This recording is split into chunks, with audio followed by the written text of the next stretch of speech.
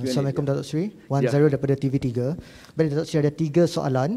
Soalan pertama berkenaan dengan unjuran kes dalam minggu mendatang selepas cuti tahun baru, cuti sekolah dan cuti sambutan Christmas. Jadi adakah akan berlaku lonjakan kes selepas ini? Itu soalan pertama. Soalan kedua berkenaan dengan stok bekalan vaksin yang ada. Setakat ini berapa jumlah stok bekalan vaksin yang ada mengikut jenis? Adakah Malaysia telah menerima 2.7 juta dos vaksin generasi baru dari syarikat Pfizer sebagai pengganti kepada dos vaksin yang telah tamat tempoh?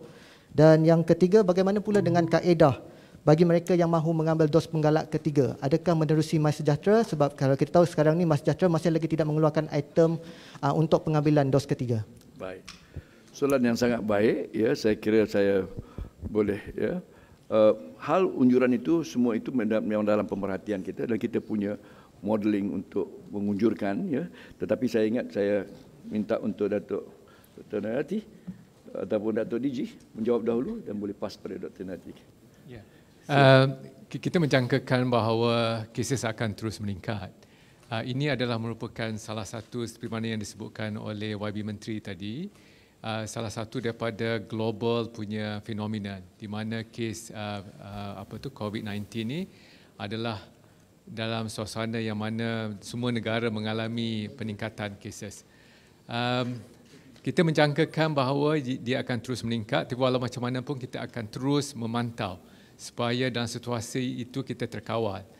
Dan dalam banyak hal, ya, dalam kebanyakan apa-apa yang kita pelajar sebelum ini di mana adanya berlaku lonjakan kes, selalunya ianya akan berakhirlah dalam masa 4 hingga 6 minggu ataupun probably depending. So kita berharap dengan langkah-langkah yang kita ada, kita buat sekarang ni, kita akan dapat mengawal dan seterusnya berlaku pengurangan kes lah. Itu yang pertamanya lah. Yang keduanya ialah soalan mengenai dengan vaksin tadi, ya. Okey. Stok vaksin kita mencukupi. Kalau katakanlah untuk penggalak dan juga untuk sesiapa lagi yang hendak mengambil vaksin, kita ada stoknya vaksin buat masa sekarang ni. Enough untuk terutama sekali untuk bagi mereka yang mempunyai risiko ataupun yang comorbidities. Kita ada cukup insya-Allah untuk buat masa sekarang ni. Mengenai dengan soalan yang bertanya mengenai dengan stok Pfizer dan sebagainya tu, kita masih lagi dalam procurement untuk sebab benda ni baru, ya, iaitu terutama sekali yang the new versions of the monovalent itu masih lagi baru. Proses tu akan mengambil masa.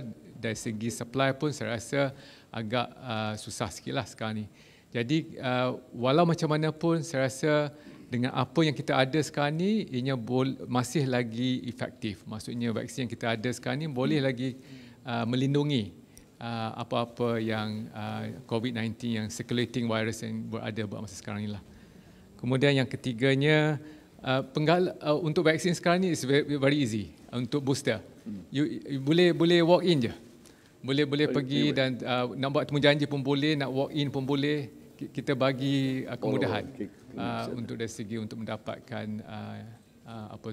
booster ataupun vaksin tersebut. Ya.